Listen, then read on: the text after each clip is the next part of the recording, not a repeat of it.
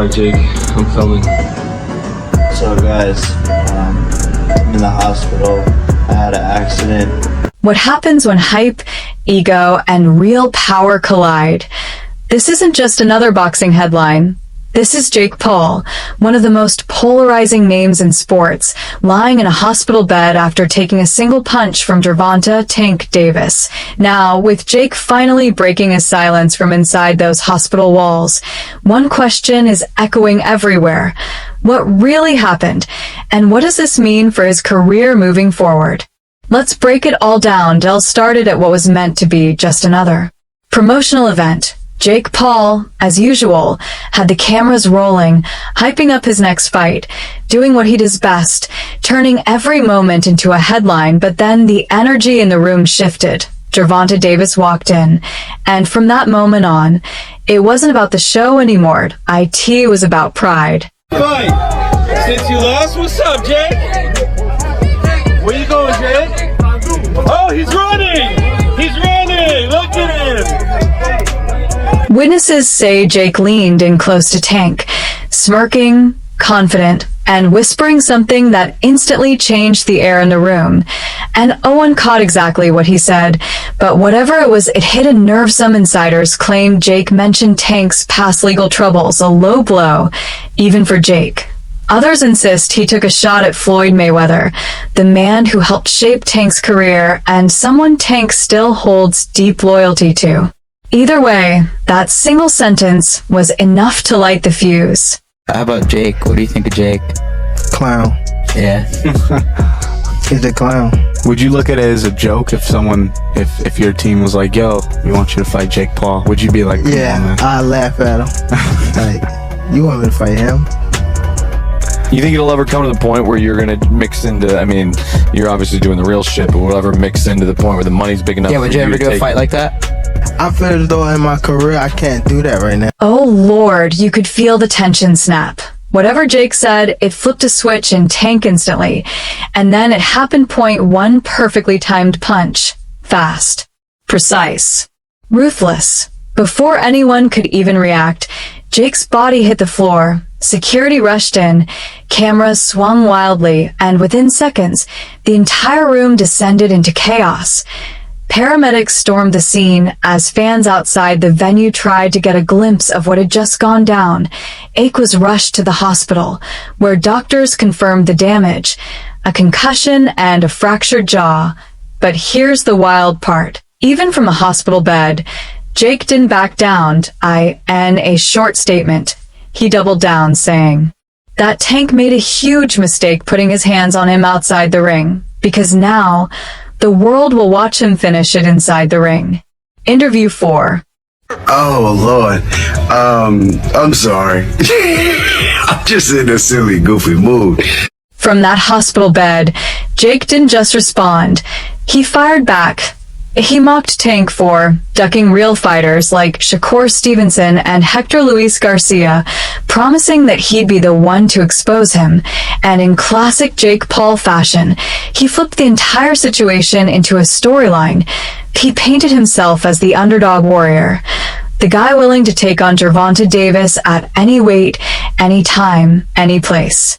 Every word was fuel. Every headline, another spark in a rivalry that suddenly felt very real.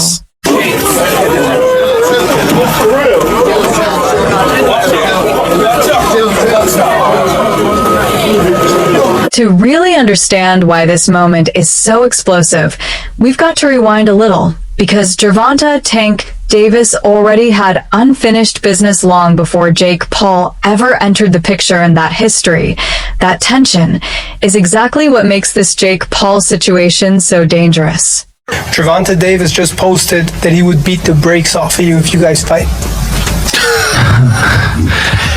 Yeah, I mean, I'll be down.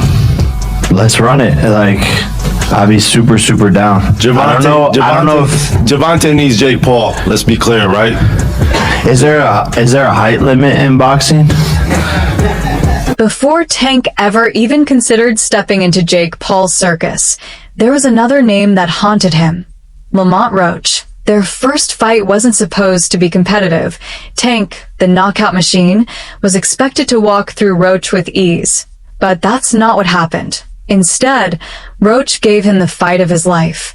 Round after round, he stood toe-to-toe with Tank, refusing to fold, refusing to back down. And for the first time, fans saw a crack in Tank's unstoppable image.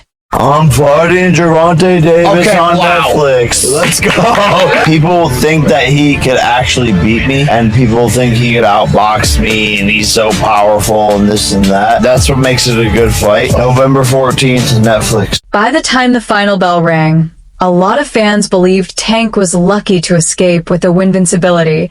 Suddenly, the man who once terrified entire divisions didn't look untouchable anymore. He looked human. And that tiny shift, that glimpse of vulnerability, was all someone like Jake Paul needed to pounce. Who were you going to call out? What was the plan originally? I think he was here. He came in my locker room. Shakur Stevenson? He wasn't in my locker room. Jake Paul?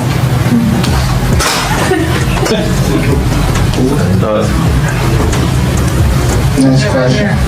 And here's the wild part. Roach had a rematch clause built right into the contract. He knew that if he pushed Tank to the edge, the demand for a second fight would be massive, and he was right. The boxing world wanted answers. Was Lamont Roach the man who finally exposed Gervonta Davis? Or could Tank redeem himself and prove that night was nothing more than an off performance? The stage was set for redemption and revenge. Nice double left hook by Roach to the body and then to the head. What this is. And Davis just got backed up with a counter right from Roach. That's a big moment alone with the left. And that right. But Davis took off some of the steam of the punch, but still, Roach leading the way. He took a knee. He took a knee. What is he doing? He forgot his... Combination from Roach. Another right hand, another wide left by Roach. Nice combination. Got it just over around 11 as well. Maybe him getting caught. Davis fighting on even terms here in the 11th. Both of them have landed. Has to keep doing that. The familiar, he knows his weaknesses. It's one thing to say it. The decision is a majority draw. But instead of closure, the rematch fell apart. Negotiations stalled, egos clashed, and just like that, Roach was left in the cold, frustrated and furious. Roach went public, accusing Tank of ducking him when the world was finally demanding a rematch. And in that chaos, Tank pivoted. He left the Roach saga behind and set his sights on something, or rather, someone, that would grab even more headlines, Jake Paul. Now, I've got to ask you, how does a fighter go from avoiding a dangerous rematch to chasing YouTuber with a camera crew? Tank did that, so I know the got in his eye, but they should have countered it. They would have countered it, it would have went to Lamont Roach. What I didn't like about Tank, he was gassing up Lamont Roach way too much, and he was already talking about like retiring. He seemed a little distracted, didn't he, in the fight? That wasn't the same Gervonta Davis we're really used to seeing. It just lets you know how corrupt like these governing bodies are, bro. If that dude took a knee, not only did he take a knee, he's like, hold on real quick. Let me get this out of my eye. How is that not a point? Like, you know, funny thing, bro, that's why I cut my braids off. I had braids, and I had the same thing. I went through the same when I fought Andre. That burning my eyes, so I cut that off. For Roach, that was the ultimate insult. And for fans, it looked bad. Like Tank wasn't chasing redemption anymore. He was chasing a payday. That's the shadow hanging over this entire Jake Paul fight. Because no matter how big the spectacle gets, Tank still hasn't answered the Roach question. But let's be real, Jake Paul didn't walk into this like a normal opponent. He came to the table with his own rules, and they were downright insane. Jake demanded the fight take place at 195 pounds. Keep in mind, Tank usually fights at 135. That's a 6-weight class jump. Tio put that into perspective. That's like asking a welterweight lion to fight a cruiserweight hippo, and then calling it fair. I already signed. My first contract is signed for immediate rematch in the case of a draw or if I win. So I'm already contractually signed to a rematch. It's on him. I hope we can get it done because I want to show the world again that that wasn't a fluke.